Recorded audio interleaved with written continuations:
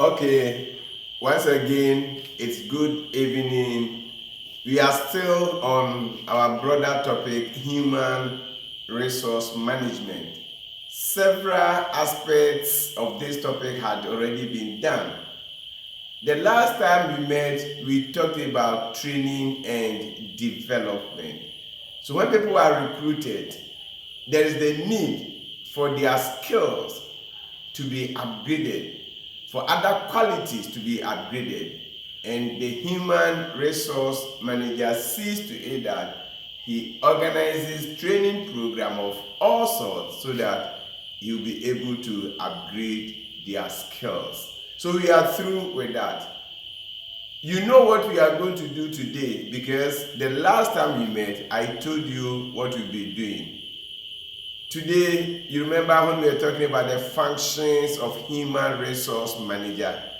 One of the functions we learned was that employees are evaluated, employees are assessed, their performance. Actually, it is not the person you are assessing. It is not the person you are evaluated. It is the person's performance. And therefore, this evening, for the next 40 minutes or so, we'll be looking at performance appraisal. It has other terms. We look at that one. So by the time we are through with this evening's lesson, you should be able to define what performance appraisal is. So, meaning of performance appraisal, we are going to cover the meaning of performance appraisal. Then we look at some performance measures.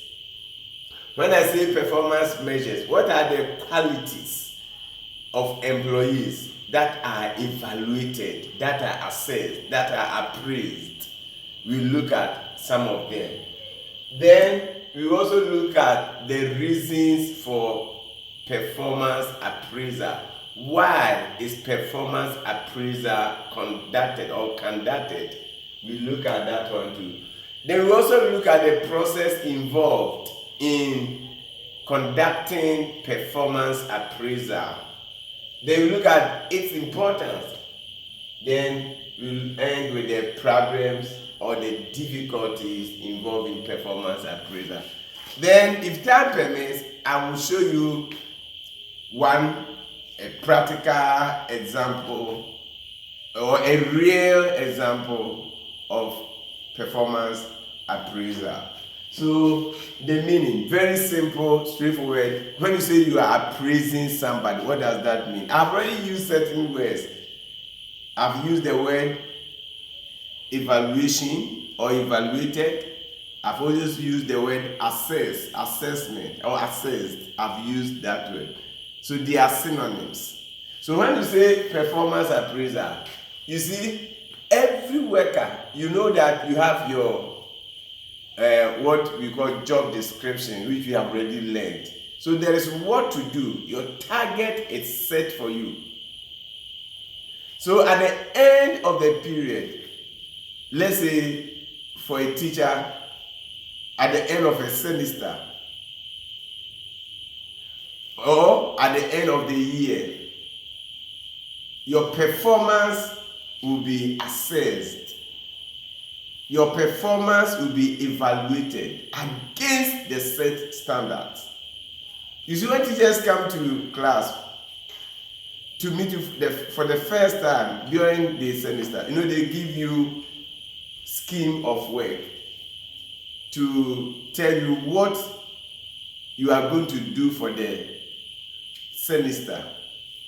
If it is 14 weeks, if it is 16 weeks, whatever weeks it might be. Now, at the end of if the teacher said he was going to teach 5 topics, 6 topics, 7 topics, whatever, at the end of the semester, what was the teacher able to teach? How many topics? That one will be evaluated. That one will be assessed. That one will be appraised. So that is all that performance appraisal is about. So when I said performance measures, those are some of the things. The content. What were you able to teach? Your knowledge in even the subject you teach. What is your knowledge in the subject that you are teaching? To what extent are you able to teach that subject very well? And other performance measures we look at. So when you say performance appraisal, it is a process, because it starts somewhere and it moves from one step to another. That's why we'll be looking at the steps involved, or the process. So it is a process of examining. So you examine the past performance of the employee. That means, you see, target was set. So you need to examine, you need to evaluate, you need to assess the past performance. So at the end of the semester, for the teacher, at the end of the semester, you need to assess, you need to examine his performance. You are not examining the person, you are examining his performance. So you need to examine the person's performance against set targets, so that if there is any deviation, you remember when we were talking about controlling, we said one of the tools of controlling is performance appraisal. That was what we learned. We said performance appraisal is one of the tools among other tools that we learned under, or devices that we learned under controlling. Performance appraisal was one. So your past performance will be examined, will be evaluated, will be assessed against your set targets, so that they'll be able to identify your strength, the things you were able to do well, and your weakness, the things you were not able to do as you were expected to have done. So the process of examining the past performance of an employee to assess. So you see, I have underlined the word assess, synonym of appraise. So you are not going to use the word appraise here. You could have used the word appraise here, but you see, it wouldn't have been good using a word to explain it. So we said assess his or her strength. So your strength will be assessed. So when you come to the performance measures, where were you strong? Okay, maybe one of the performance measures was punctuality, and you were punctual. So you were always on time. If classes were to start at 7:30, you were there even before 7:30, and you left after 9:30 when you are supposed to leave. Then that will be your strength. You are able to teach well. That will be your strength. And you may also have some weakness. Maybe you don't conduct class tests. At the end of the semester, the whole semester, you conducted only a test. At the end of the semester, you conducted only an exercise. So that will be your weakness. So your strength, weakness, and where appropriate, compare the performance against set target, as I've already told you. So that is all that performance appraisal is about. Let's look at a second definition. Here we use the word assess. We are going to use another word. So we said it involves formal evaluation. So the key word here is evaluation. And when you say something is formal, it is official. It is official. So formal evaluation of an individual job performance. Remember, I have told you that it is not the individual you are evaluating. It is not the individual you are assessing his or her performance. So the individual's job performance. So it's about your job performance. For what purpose? So as to compare actual performance. What is the actual performance? We have done controlling. So when you say actual performance, you know what is meant by actual performance. Your output, what you were able to actually do.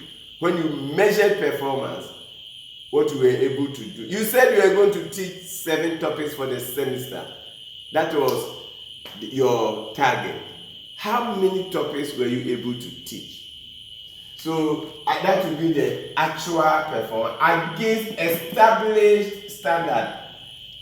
You remember when we were talking about controlling, the first step in the controlling process is to set standards. Then you monitor and measure performance. You compare performance with the standard set, and where necessary or where there is deviation, you take the necessary corrective measure or measures. So against established standards and taking the necessary corrective measures. So it's very simple, straightforward. Now let's go to some performance measures. When you say performance measures, what are we looking at? We are looking at the qualities. So we are looking at the qualities of the employee or an employee that is appraised, that is assessed, that is evaluated. What are the qualities? I have already mentioned some. For example, I told you about punctuality. It's a quality that is appraised. So your knowledge in the subject matter is a quality that is appraised. So when we are looking at performance measures, we are looking at when you say you are being assessed. So for example, I told you, if time permits, I will show you something. This one that you see here, show to them. Now let me put it here. Let me put it here. Let's look at it. Now look at show this one. You see that. Now read it. Read from here. Read. Public services performance management. Okay. Staff performance planning, review and appraisal form. Okay. So this one, as he read, is public service performance management, and it's about staff performance planning, review and appraisal form. So this one that you see here is my own performance appraisal, my own, the one that my head of department did for me, and that was the date. This one was 1st September 2017 to 31st August 2018. So that was the period for which I was assessed. That was the period for which I was assessed. So between 1st September 2017 and 31st August 2018. So that is that. And so my name, other things are there. Then among other things, the most important thing I want you to know will be the performance, some of the performance measures. Now let's get closer and let's see. So remove. So read the performance measures from this is it start from here. So these are the performance measures. Now let it be straight, and then read. What is the first one? Organization and management. So we are looking at organization and management. That is the heading. So under organization and management, what is there? Ability to plan. So in other words, my ability to plan my lessons well, my ability. Now, if you look at it, the scores will be there. Now, just look at the scores. We have what from 1 to 5. Is that not it? 1 to 5. And the first one, out of the 5, I had what? 4. Okay. What is the second performance measure? Ability to work systematically and maintain quality. And that one, what was the score? 4. Now let's go to the third one. Ability to manage others to achieve shared goals. Now, what did I get? 4. So the total will be there, and all other now let's read other performance measures. From there you come to innovation and strategic thinking. So now what is there? Support for organizational change. Now, what did I get? 4. Now, let's go to the next one. Ability to think broadly and demonstrate creativity. Now, what did I get? 4. 4. The next one. Originality in thinking. What did I get? 4. 4. Now, let's move to other performance measures. Developing and improving. Developing and improving. Commitment to organization development. Next one. Commitment to customer satisfaction. Next one. Commitment to personal development. Now, so the mass will be there. So, what was it? 5, 4, and 4 respectively. Very good, respectively. The next one is what? Communication, into brackets, oral, written, and electronic. Now, what are the performance measures there? Ability to communicate decisions clearly and fluently. Next. Ability to negotiate and management conflict effectively. Next. Ability to relative and network across different levels and departments. What was the marks? 4, 3, and 3 respectively. Okay. Then the next one. Job knowledge and technical skills. So we may probably end here because there are a lot. Look at it, there are a lot. So let's look at job knowledge and technical skills. What are those things there? Demonstrating of correct mental, physical, and manual skills. What was there? 4. The next one. Demonstrating of cross-functional awareness. What was there? 3. Next one. Building, applying, and sharing of necessary expertise and technology. What was there? 3. So all those and add this up to this point, this point. So you look at it. What is the next heading? Ability to develop staff. Then the next one, the next heading. Let's look at the next heading. Respect and commitment. The next one. Ability to work effectively in a team. So at the end of the day, everything will be calculated, and then you have it was what? 0.32. 0.82. That will be about 82%. Okay. So that is all those things he was reading are what we call, they are performance measures. So and this is a real one. So now let's look at, in general, some of the performance measures, the qualities of an employee that can be appraised. Number 1, you have job knowledge, skills. Number 2, punctuality. So they will look at, so you can have something like that, and you'll be assessed on your job knowledge, you'll be assessed on your skills, you'll be assessed on your punctuality, how dependable you are, so dependability, your reliability, are you reliable, your creativity, that initiative, your integrity, your reliability, your intelligence, decisiveness, your ability to get along with others, and so on and so forth. So if an organization, so they can have something like this and have all these things here as the performance measures, then you can have 1, 2, 3, 4, 5. So if they look at your job knowledge and you have so much knowledge in the job that you do, then you may have 5 or 4. If you lack the right knowledge in respect of your job, you can get 2. And usually 5 means you are excellent. 4 means you are very good. 3 means you are good. 2 usually means you need improvement. And 1 could be interpreted as you have performed poorly in respect of that performance measure. So you see, when we define performance appraisal, these are the things you are going to be appraised on. So if you look at it and maybe you have so much knowledge, that is your strength.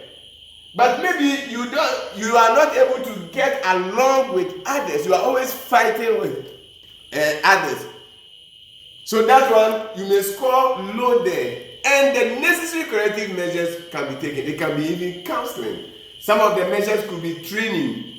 Where you lack certain skills, you could be training. Where it is supposed to be counseling, that one too will be done. So these are some performance measures that you can be appraised on.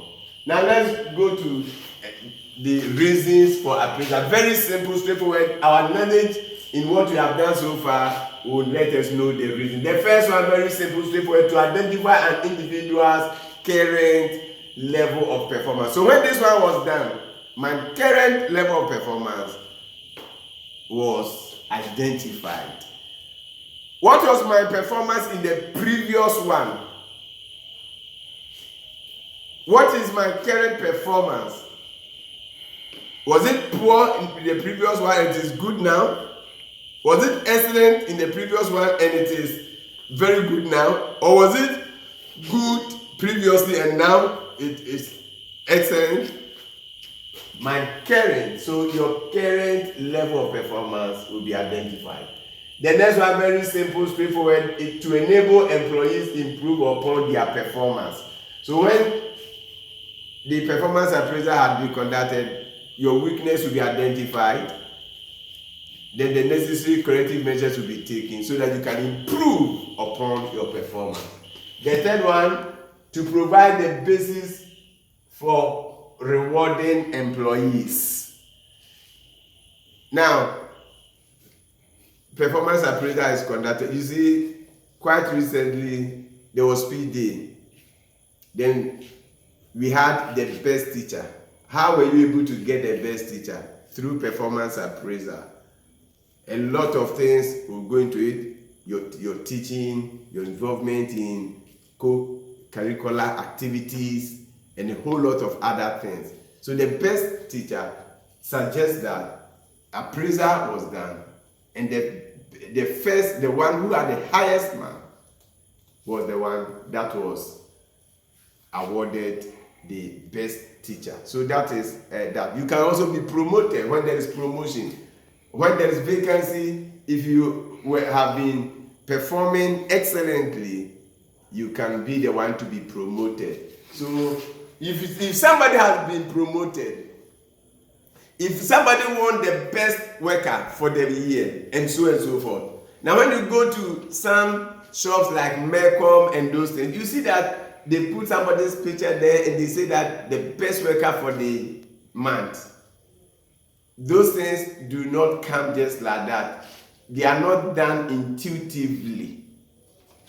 Formal evaluation is done, and the one that scores the highest will be the best for that period. So that is for the point to provide the basis of for rewarding employees. If you say this person has been rewarded, on what basis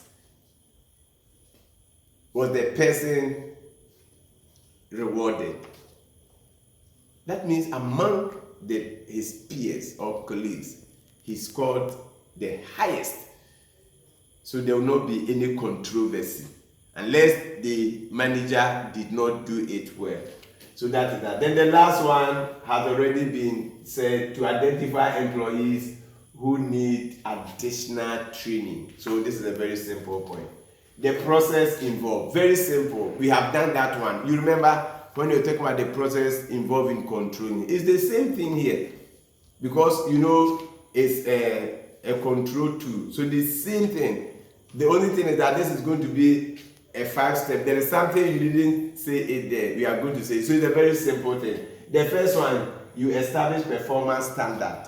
So I don't need to explain to you. You have done that. What do you expect the person to do? So all that, you set target for the person in respect of the performance measures. Then when that has been done, this is what we didn't do when we were looking at controlling. Communicating the standard. To whom? To the employee. So when you have set standard, you communicate to the employee what is expected of him or her. Then you measure actual performance. So you have already set the standard. You measure performance to find out what the person has actually done. And that is what is done on this paper. So you measure the person's performance. Now this is quantitative. When I say it's quantitative, you see, they use numbers. So 4 They didn't say it's not here excellent, no, 4. But what does 4 represent? Probably it represents very good. 5, what does 5 represent? It represents excellent.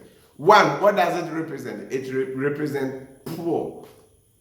2, what does it represent? It represents needs improvement, and so on and so forth. So you measure actual performance. Then you compare the actual performance with the desired performance. That is why you gave the person, you see, you don't give the marks or the scores arbitrarily. No. If you said the person had 4, what was the target? And what was the person able to do? If the target could be considered as, let's say, 100%, and the person was able to do 80%, then the person is going to score 4. If the person was able to do 100%, the person is going to score 5. If the person was able to do 60%, that would be 3, and so on and so forth. So you need to compare the actual performance with the desired performance. Then you have to discuss the result with the person.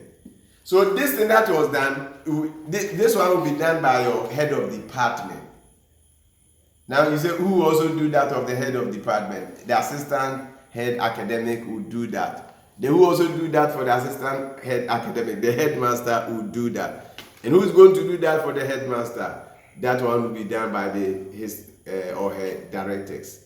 So that is for that one. So you look at it and you discuss the results. So when the head of department or your boss, your superior, is through with everything, he will call you and you both sit down.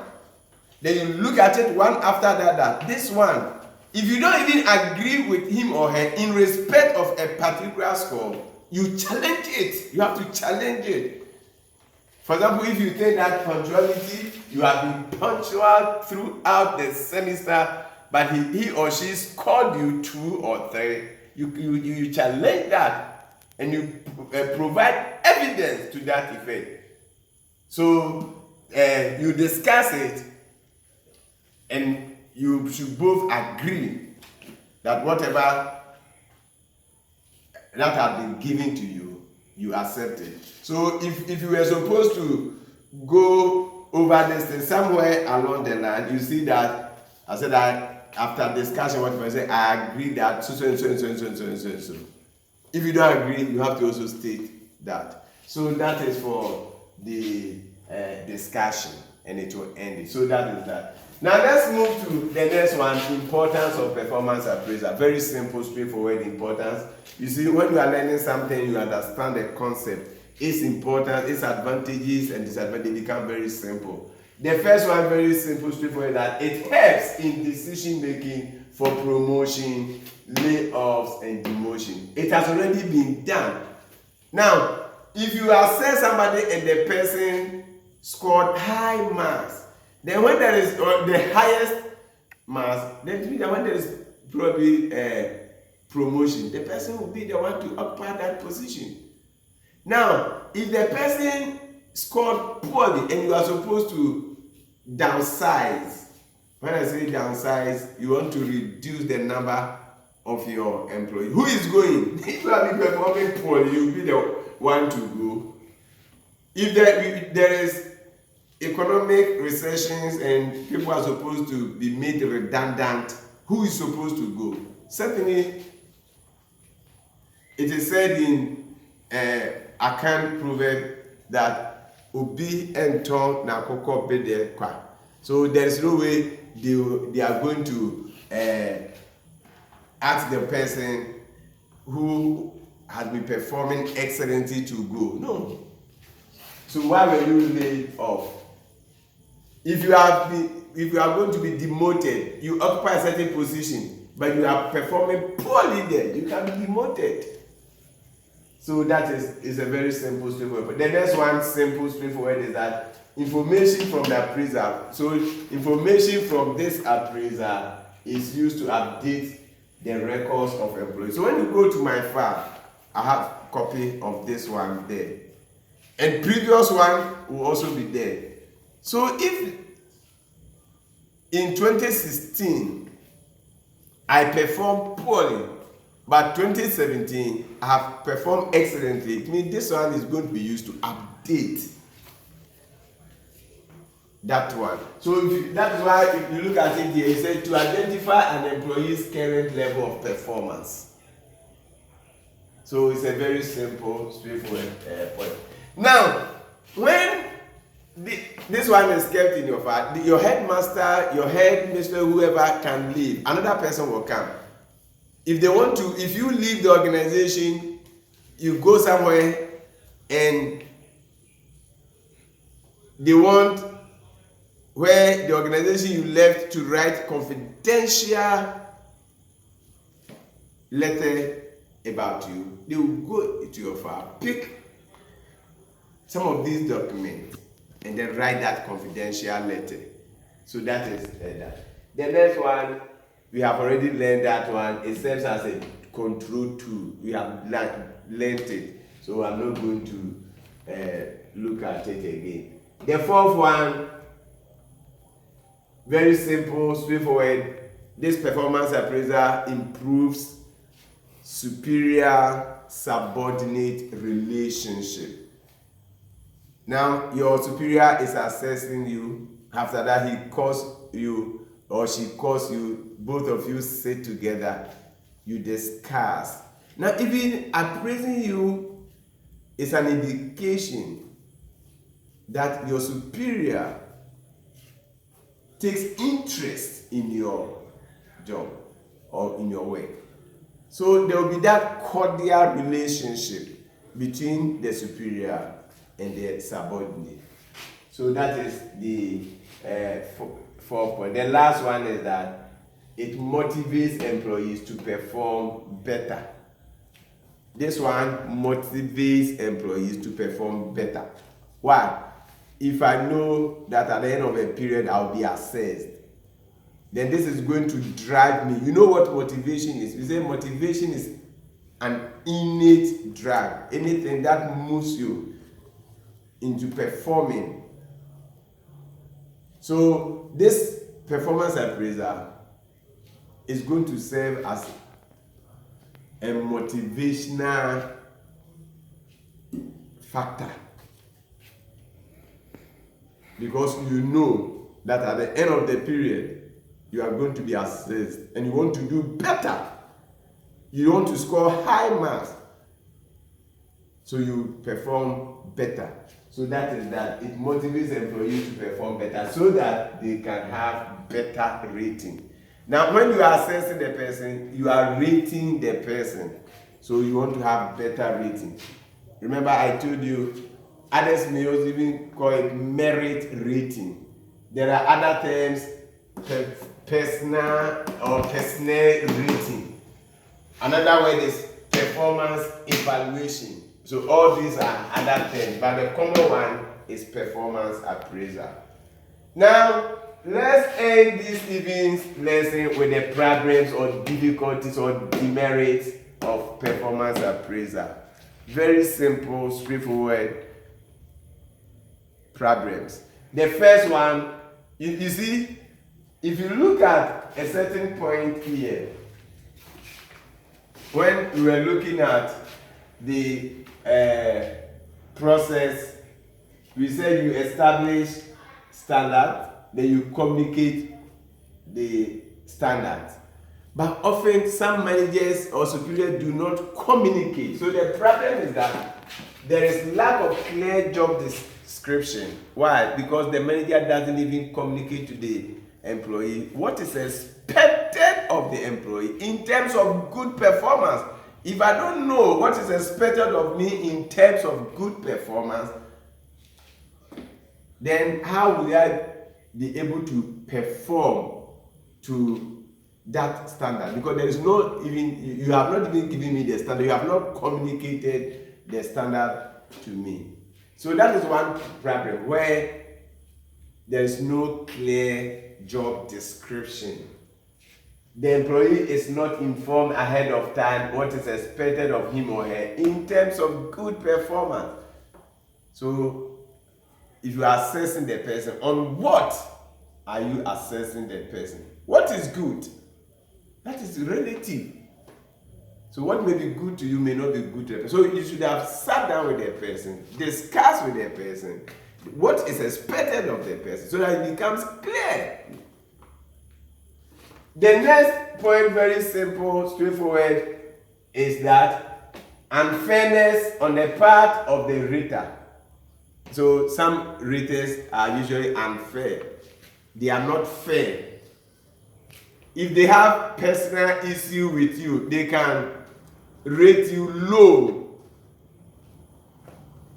Some of them too, if they like you, and you see they are rating you low not because you perform poorly, but because he or she has personal issue with you. And that is a problem. If you have a personal issue with somebody, it hasn't got anything. Now remember, that is why they say you are not assessing or evaluating the person. It's the person performance you are evaluating. So if you have personal issue with the person, what has it got to do with the person's job? Then there are some people too, when they like you because of one reason or the other, they can rate you high when the person doesn't deserve it. So unfairness on the part of the raters is also one of the problems. So what are some of these things? We are looking at personal prejudices. You know, there are some people, they mention certain tribe, and they don't like you because you belong to a certain tribe. So once he belongs to that a tribe, and you also belong to another tribe that he or she doesn't like, then he has that mental judgment, prejudgment. So I will not mention any tribe here. So you know tribe. So the person will mention him and then even insult. Oh, so and so, the foolish people. You want me to rate this person high so that you will be promoted? No, I will not. Then if it is somebody that he likes, whether the person is performing well or not, you will rate the person high. So favoritism and personal relation. My uncle, my nephew, we are from the same school. And all those kind of things can influence the result. The third one, very simple, straightforward, is that, by nature, there are some people who are lenient. And by nature, there are some people who are strict. Even your teachers who mark your exams and then class tests, you say, as for this teacher, he marks with iron hands. And I don't think I'm one of them.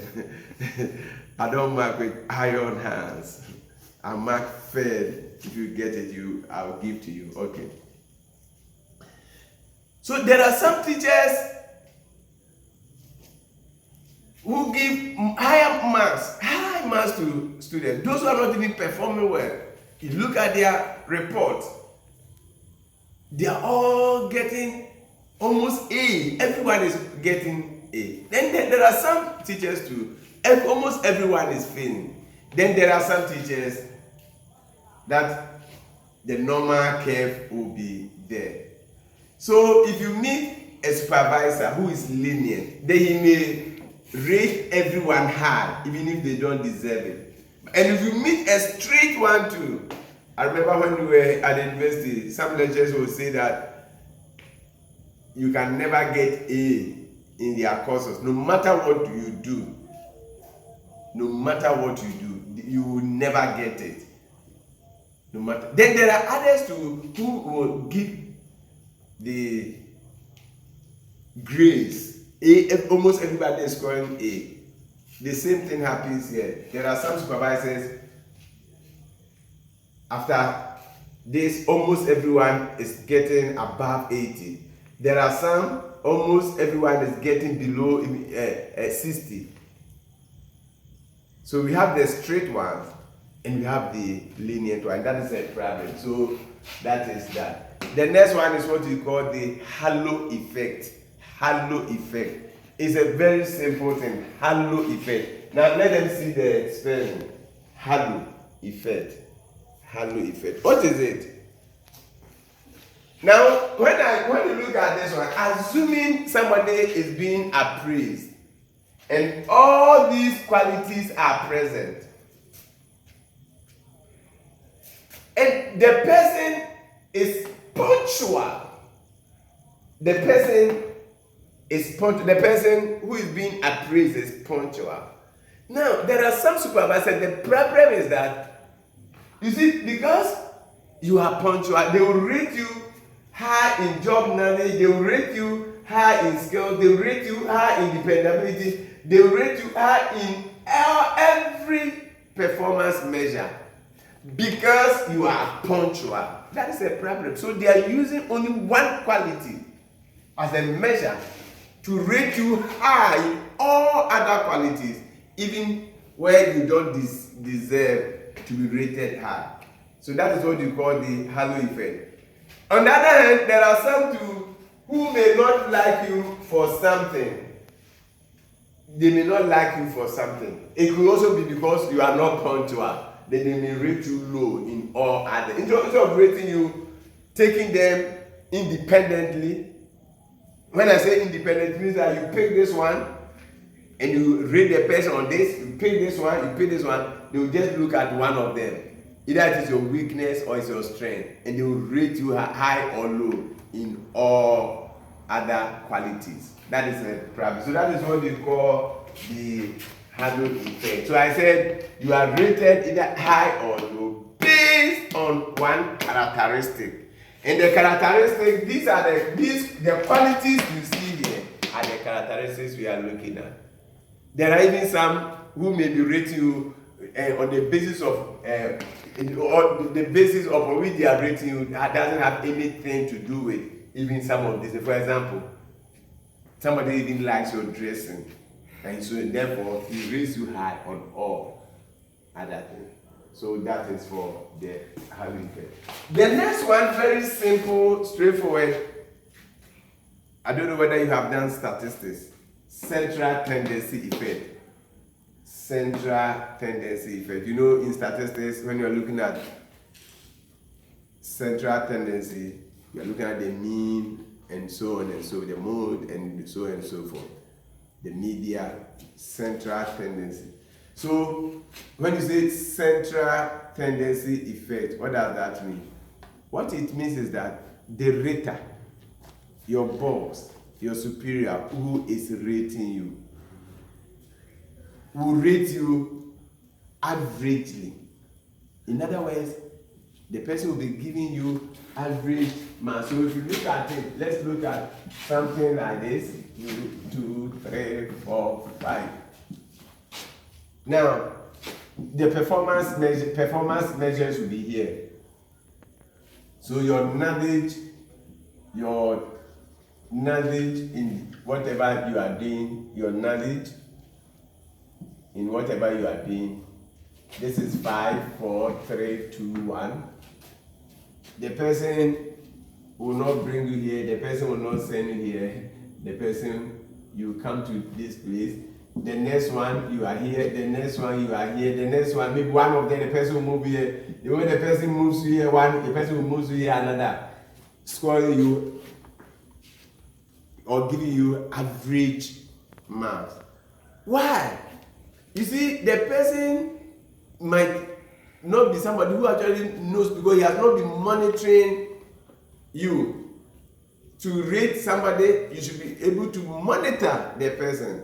For example, if my head of the department has not been monitoring me, has not been coming to class where I was teaching and so on and so forth, other things, he doesn't even have knowledge in respect of what he or she is supposed to do. So what will the person do?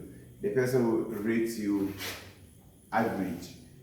Why? Because he doesn't want his boss, that would be the head master, to say, why did you give 5 to this person here? Why 5, why 5? And he will not be able to explain. And he doesn't want to also fail you, so that when you question why you have failed, he will not be able to. So let me give him or her average. That is a problem.